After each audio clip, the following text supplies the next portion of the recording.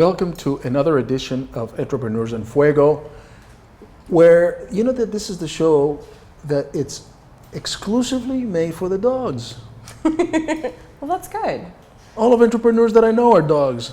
And so we have their number one entrepreneur. Come here, Nico. Come here, baby boy. Come here. Who's a good boy? Yeah, who's a good boy? He's a sweetheart.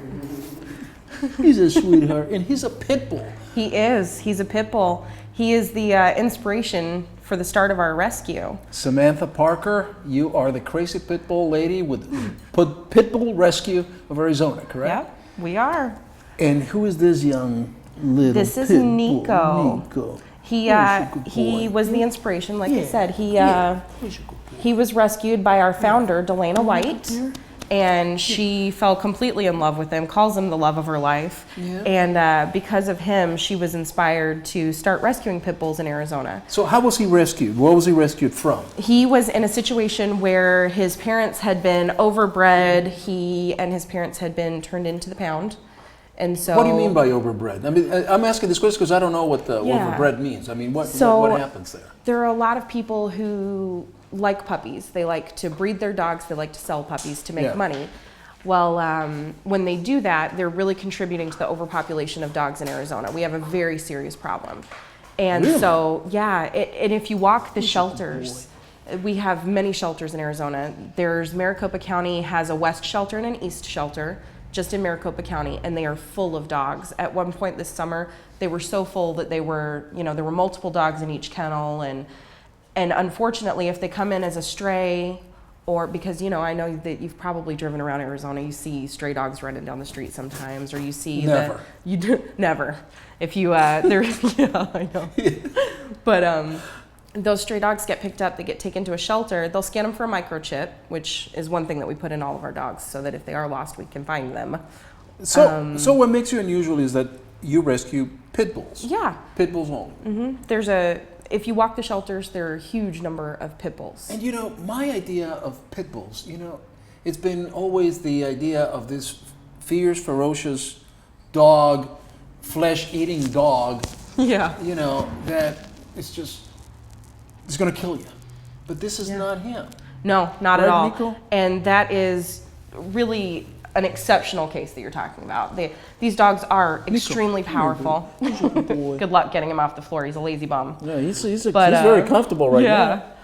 These dogs are extremely smart. They're extremely powerful. And if you don't give up their mind something to do, they get bored and they start getting destructive. They'll chew up shoes. They'll chew up purses. They love leather.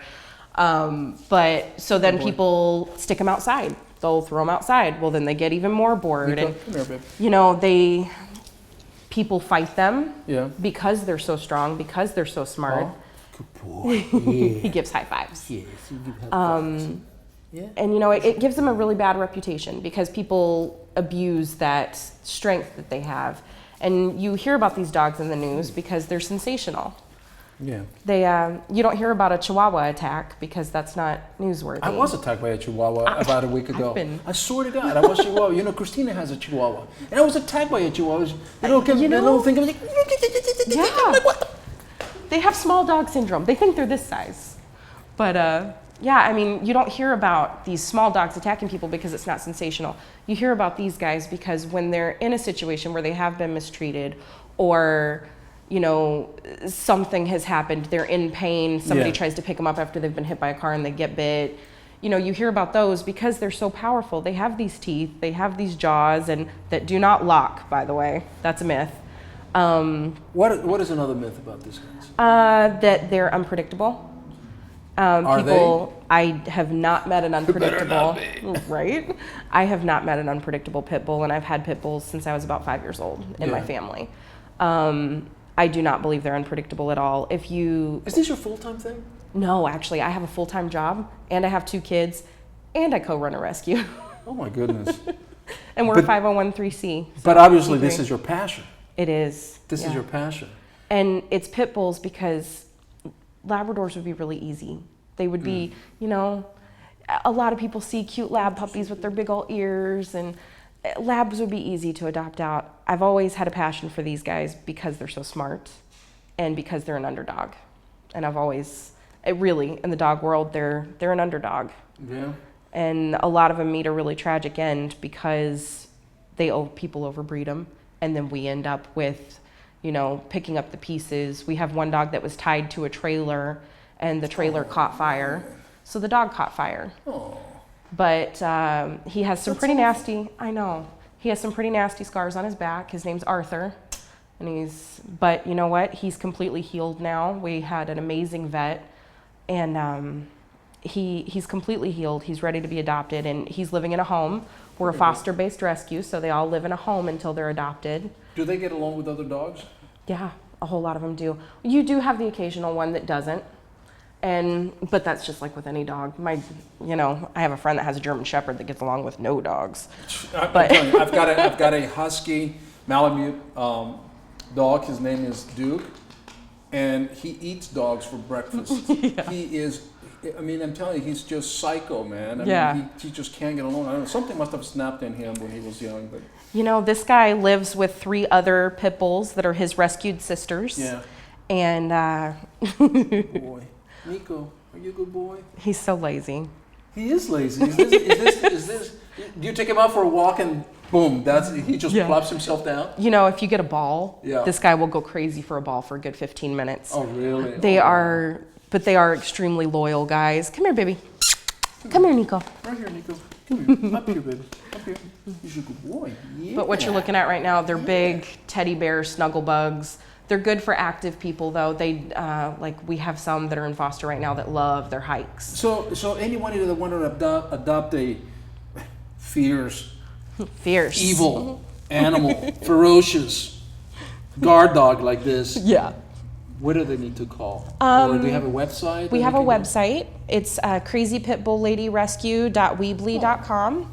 And we have a Facebook page. We have about 12,000 followers on our Facebook page. And our Facebook page, we feature our fundraisers because, of course, being nonprofit, we have to, and when we have big medical cases like Arthur the burn dog, we have to raise funds. So we post available dogs on our Facebook page, and you wouldn't believe some of the adorable pictures on there. These guys with these funky ears, it's great. How old is this guy? He's about 3. Oh, he's still a little young. How old do they get to be? You know, with a healthy lifestyle and good food, they can live to be 13, 14 years old. Okay. That's really kind of the maximum that you get out of these guys, though. They being a bigger dog. It's so sweet. But they're amazing. So how many dogs do you rescue a year? We rescue between 150 and 200 a year. That many? Yeah. The number of dogs we rescue is really dependent on the number of fosters that we get because we're foster-based. They all live in foster homes until they find a home. So the number we can rescue is dependent on how many we can get adopted out and how many we can get fosters for. Are most of them this ferocious? Yes, absolutely. We do some pretty rigorous training. We have a trainer, and we do some we want them to be the perfect family dog. Can you train any dog to be an evil dog? Absolutely. Because you see the only thing that you see on the media and stuff are these dogs attacking people, and I saw the other day a guy in San Francisco, I think it was being freaking mauled by dogs and stuff, and here is the here's the culprit right here. Nico, did you do that? Yeah. Oh, did you do that, bad boy? Any dog, any breed. But any breed you can just destroy that breed by teaching them. Maybe to attack or to do things like that. And like having a Malamute Husky, that's a big dog. I mean, they have pretty good sized teeth. And if you really wanted to make that dog mean, you could. I don't know why you would want to, but he's a loving dog with people and. But can you imagine if he weren't, and if he had been abused or mistreated or trained to dislike something in particular, like hats? Yeah. And somebody walks in with a hat and he bites them. Can you imagine the damage he could do? So what you're saying is that there may be some trigger points that these dogs have? Not the breed specifically, but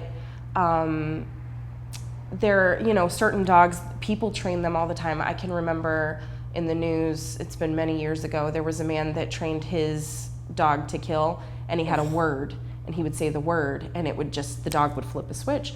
Well, it takes a lot of lot of training. It takes a lot of abuse. It takes a lot to get a dog to that point. They're not inherently bad. They're not. Huh? Are you a good boy? Come up here. Come here, Nico. Are you gonna stay here? Are you a tough dog? Yeah. Oh yeah. Yeah. Those are the pit bull attacks that we see every day right there. Are you a bad The boy? kisses. Yeah. Yeah. You like here? You like the crazy pit bull lady? Yeah? Oh yeah? You're gonna stay here as part of the office pile mascot? Yeah, He'd be a great you are. mascot. You're a bad boy, huh? You're gonna kill. Well, I'm gonna train him how to kill. Oh yeah, good luck. Exactly. With this guard dog right here, we have people Right. parading in here, taking stuff out. He'd be like, hey, I'll show you where the good stuff is. Will you give me a cookie? Yeah, would you give me a cookie? Would you give me a cookie? And yeah, we probably have a couple of treats for him. You're a good boy, Nico. Oh, look at him. I think he This likes is me. a typical pit bull, though. Really? It I was really gonna is. say, is this typical of pit bulls, or is it just Nico's? You know, I mean, he is pretty awesome, but this is after the the 10 cc's of Thorazine that you put in him, or no? no, not at all. Oh, He did play with a ball for a little while this morning, so he's a little are tired. you a little tired? But Yeah. this is pretty typical. Can I take They can you be a home? little high energy when they're young, Yeah. but once they get to be full-size adults, you get big lazy bums that love to sit on the couch. How big is he gonna get? Is that This- as big as it's gonna get? Is Yep. that his size? This is it. They get to about their full height by the time they're a year old, but pit bulls in particular, because they have so much muscle tone and mass, Yeah. they'll keep filling out until they're about 3. Do you like cats? I love all animals. I'm not particularly a cat person. I love dogs. They're my passion. I don't like cats. Um, You can say I don't like cats. I hate cats. I'm not a huge fan, but if I see a kitten on the side of the road, I'm not going to keep driving. I'll stop and get it. I tell you, my dog Duke, he don't like cats. The other day, I shouldn't tell this story, but suffice it to say, that cat used up his 7 lives, man. I'm telling you, Yeah. this is not good. But Nico here is just a jewel, man. Nico is just. And you know, we have a lot of adoptable pit bulls that do get along with cats. So let's say your email again. I mean your website again, so that people know where to go and get. He's not adoptable. I mean, is he? He is not. He has a forever home. Oh, no. I just, I wanted to bring somebody over here to show you just, you know, how vicious they are. Is this your forever home? Is this where you're gonna stay, Nico? Yeah, yeah. I'm the bravest guy in the world. You know that. Oh, I'm yeah. doing this. Yeah. I know. I love you. Yeah. Look at him. Oh. Oh, you're killing me. He's just a killer. He's just Killer. a killer dog. So what is your website again? It's the Crazy Pit Bull Lady Rescue.weebly.com, or Okay. we are on Facebook.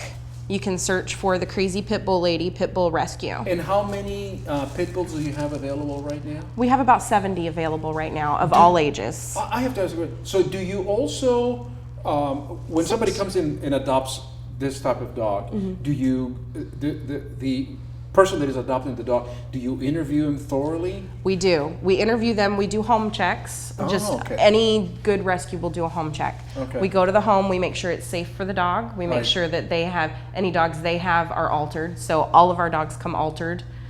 They're either spayed or neutered. So They a need- sign that they have like a little dog ring over there and maybe blood splatter against the wall. That's Yeah. not a good sign. Not a good sign. All right. No, Good. definitely a no. And you know, we have told people it's just not a good fit. I think that. Really? Oh yeah. We have to be responsible with these guys because we rescue them from bad situations and we don't want them to end up in another bad situation. Yeah. This is my boy. Right now.